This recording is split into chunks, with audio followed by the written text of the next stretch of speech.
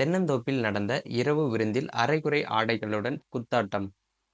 போதைப் பொருட்கள் சப்ளை செய்த 3 பேரையும் கைது செஞ்சிருக்காங்க. என்ன நடந்துச்சு வாங்க விரிவா பார்க்கலாம். நமது சேனல்ல பார்த்தீங்கன்னா, தினமும் பல்வேறு விதமான கிரைம் தொடர்பான நியூஸ்கள உடனுக்குடன் பதிவேற்றம் பண்ணிட்டு வரோம். உங்களுக்கு இது போன்ற நியூஸ்ல ஆர்வம் இருந்தா மறக்காம நமது சேனல சப்ஸ்கிரைப் பண்ணி நம்ம போடக்கூடிய வீடியோவுக்கு உங்களுடைய ஆதரவ தெரிவிங்க. ஒசூர் அருகே பேரிகை பக்கம் உள்ள தென்னந்தோப்பில் நடந்த இரவு போதை விருந்து நடன நிகழ்ச்சியில் அரைகுறை ஆடைகளுடன் இளம் பெண்கள், வாலிபர்கள் குத்தாட்டம் போட்டனர். அவர்களை போலீசார் எச்சரித்து அனுப்பினர். இரவு விருந்துக்கு போதைப் பொருட்களை சப்ளை செய்த 3 பேரையும் போலீசார் கைதும் பண்ணியிருக்காங்க.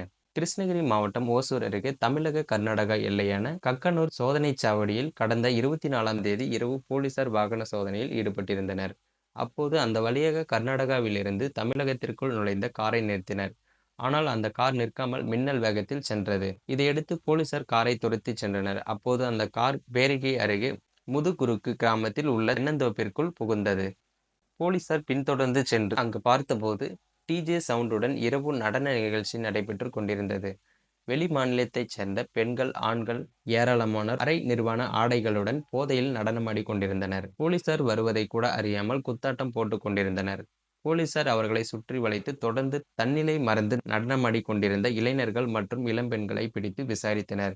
பின்னர் எச்சரிக்கை செய்து அவர்களை அனுப்பி வைத்தனர். மேலும் அங்கு நடத்திய சோதனையில் போதை மாத்திரைகள், விலை உயர்ந்த வெளிநாட்டு மதுபானங்கள், கஞ்சா மற்றும் போதைப் பொருட்கள் இருப்பதை கண்டுபிடித்து அவர்களை பறிமுதலும் செஞ்சிருக்காங்க. இது தொடர்பாக காரில் தப்பி வந்த பெங்களூருவைச் சேர்ந்த பாலாஜி, பீகாரைச் சேர்ந்த ரஜினிஷ்குமார், கோவாவைச் சேர்ந்த விக்னேசஸ் லாரன்ஸ் காமி ஆகிய 3 பேரையும் பிடித்து காவல் நிலையத்திற்கு அழைத்து வந்து விசாரித்தனர். அப்போது அப்பகுதியில் விவசாயி ஒருவருக்கு சொந்தமான 4 ஏக்கர் தென்னந்தோப்பை பெங்களூரு கோரமங்கலத்தைச் சேர்ந்த பாலாஜி என்பவர் ஆண்டுக்கு 2,00,000க்கு குத்தகை எடுத்து இக்னேசஸ் லாரன்ஸுடன் சேர்ந்து பண்ணை வீடு அமைத்து இரவு விருந்து நடத்தி வந்தது தெரியவந்தது. ஆன்லைன் மூலம் முன்பதிவு செய்பவர்களுக்கு இரவு மதுபோதை விருந்துடன் நடன நிகழ்ச்சி நடத்தப்படுவதும் தெரியவந்தது. இதையடுத்து போதைப் பொருட்களை சப்ளை செய்ததாக 3 பேரையும் போலீசார் கைது செஞ்சிருக்காங்க. இந்த சம்பவம் பார்த்தீங்கன்னா, அந்த பகுதி மக்களிடையே பெரும் பரபரப்பை ஏற்படுத்தியிருக்கு.